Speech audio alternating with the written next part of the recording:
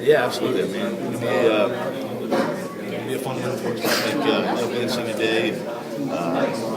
Anytime you can play your rival and come out on top, that's what you want from a program. I think not only the fact that we'd be able to be solo conference champions and all of our games.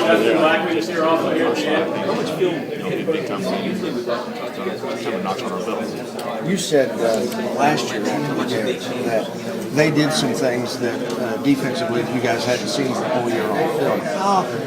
Is there any way you can prepare for something that you're not sure is coming? Yeah, I mean, I think looking back, I think the best thing to do is just run our stuff and not really let them dictate scheme-wise what we do. Get ourselves put a game plan together that is versatile enough where you can do anything against any kind of ropes, coverage-wise, blitz-wise, anything, just to get the ball in your hands, do stuff like that to kind of basically just wash out the fact that they're going to try different stuff. And they're going to throw the kitchen sink at us. We understand that. It's our job just to do what we do and do it well and take care of football. How do they look to you on defense, maybe compared to what you saw from them last year? There's been a couple games where they've been hit pretty hard with the deep ball, and others where they played really well. Yeah, they're good. I mean, they're athletic. Coach Phillips does a great job with those guys. They try to confuse you. They try to mix their looks and bring blitzes. They try to do a lot of stuff that put a lot of pressure on me in the offensive line. So, like I said, it's our job to do the fundamental stuff, like take care of football. When we're open, catch the ball, get upfield, do the little things. Because they're really good cover guys. They're guys in the secondary good, and we gotta play well. Hey, Brandon, last year they came into this game and showed you guys an odd front. Maybe you weren't prepared for that, didn't see it as much. How much do you think that will help being ready, knowing that they've shown it? Well, a lot, because you go back and A&M does it, Texas did a little bit of it, so we've seen it. Whereas last year we didn't really see much of it other than A&M. So, they caught us off guard last year a little bit, and we didn't really run the football. I think that was the biggest thing I remember about that game is we didn't run the football very well. So I think it's something we've seen now. We can prepare for a little bit more, and like I said, they're gonna have to get to prepare just like we do. So they're gonna have some stuff to kind of offset it, and like I said, it's our job to do the fundamentals, take care of football, do the little things, while also taking shots and doing what we do. You and Justin kind of feel maybe something special about this game, knowing that they've had help. Had trouble getting deep. Yeah, I mean, I've seen the tape and I've seen what everybody else saw, but those are the guys that are running by them are good players. You got guys like we got Griffin, obviously, but you got Kendall Wright, and those other guys are good players. So there's just like I said, they're Division I athletes. They're going to make adjustments. They're going to get back and they're going to see what they correct their mistakes and so it's. Like I said, we're going to take shots. We're going to do what we do as an offense. We're going to play full throttle. We're going to leave it all on the field and let the cards fall where they may. You guys were in the BCS. Potentially there could be a rematch for the national title. Do you feel like it should be you guys if there is a rematch? In the national title? In the national title. I don't know. Without knowing all the ins and outs of the BCS, I really don't know how that stuff works. I know there's a lot of different variables, but I think you just got to, first of all, we got to win this game. That's first and foremost. So, that being said, the rematch, if the computers and the humans think everybody thinks that the LSU and Alabama are the best two teams in the country, it is what it is. They are two very good teams. So, I don't really have a say. I think if we would have won last week or 2 weeks ago at Iowa State, and win all our games, then it's kind of a mute deal. But we didn't take care of business, and now we're in the position we're in. As a leader, when you have a Thanksgiving break like that, people go home, get around their families, they start telling them about the year has been. Do you get concerned about that coming back? Did you say anything to the guys about being refocused? No, not really. I think just especially since we lost the game the week before, so everybody really wasn't telling us how good we were. I had family members saying, I'll leave it at that. So. No, I think if we'd have won the game, I think everybody's going to tell us how good we are. So I think it was perfect timing. No one was telling us that. So. Did it give you some time to reflect on how special this season's been? Yeah, a little bit.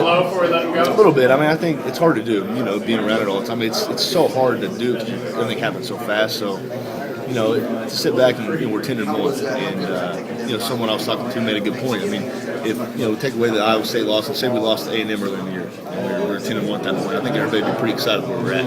So if you put that in perspective, it makes a lot of sense. So I had some time to reflect on it finally, and but I know for now I have 8 quarters left to play at Oklahoma State. That's my deal. Seems like a win over OU would bring back that excitement you talked about. People kind of lost sight. Absolutely, I think so. I think that's especially as OU fans or OSU fans, I think everybody's this is a game that everybody takes a lot of pride in. So yeah, I think so. I think we just need to reignite that flame. You've played really well in windy conditions this year. We may have a little of that on Saturday. We may also have some rain, and we may even have some snow.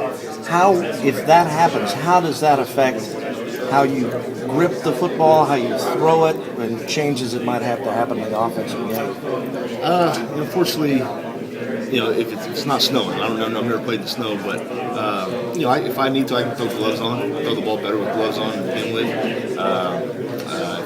I practiced yesterday. I practiced with gloves on just in case. So that won't be an issue. The wind, obviously, was going by 900 at Texas Tech. I threw a flying there, so I'm not really worried about it. And I think that's you're on the field. You're worried about throwing hard and throwing right to the receiver. You don't really worry about the wind's blowing. I'm sitting here playing golf. You're playing a little cut in the wind. Unfortunately, you can't do that in football. It's tough to do. So I think it's just grip it and rip it. I think that's the way you go about it. We're going to do what we do. We're going to throw it regardless. It can be 10 degrees and foot of snow. We're still going to throw the football. Like growing up, did you ever have an interest? And if you did, when did it change over here? Well, honestly, I'll be honest. I grew up when I was 14 years old. I played for the Oklahoma Sooners, which is a traveling baseball team that traveled all over the country and won a national title and several state titles. We were the real deal. We were a good team. So then I was I kind of followed OU a little bit closer. But I would say my senior year, I think obviously I signed to play baseball here. I think that's kind of when I switched over and was like, not that I wasn't. I mean, I came up here all the time to go to OSU games. I kind of followed both programs. But, when I was 18, I decided this is where I wanted to go because I really like Stillwater. I like Oklahoma State. And, when I was, after I was on baseball, kind of just, it was a natural, come back to Stillwater. Now, Robert Griffin mentioned earlier, I think I read him where he said that the way to beat OU offensively is to attack the middle of the field consistently. I mean, you guys spread all over the field, but do you think that's the glaring weakness that they have defensively?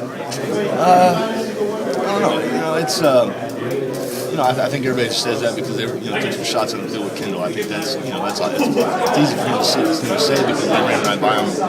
They caught eye violations in the backfield. I think I wouldn't say they really have a weakness in the middle of the field. I think you just got to whatever play's dialed up, you just got to execute that play. Whether it's outside, inside, run play, doesn't matter.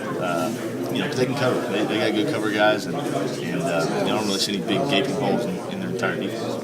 For you to go out like this, I mean, for any senior really, or any player for that matter, last game of the year at home, a championship, and that's a dream scenario. Is that just something like, this is really happening? Yeah, I think so. I think we were in a similar situation last year, but the goals are still there for us. I think we realize that. We realize there's a lot to play for still, and even with all the stuff that's happened, I think we realize our goals are still in front of us. So, it is. It's kind of a surreal deal. It's fun to be a part of. And I sat back this last week and was like, I have 8 quarters left to play at Oklahoma State. And you put that in perspective, that's not very much football. So I'm gonna savor all 8 quarters and really just enjoy it, spend time with teammates and leave it all out there.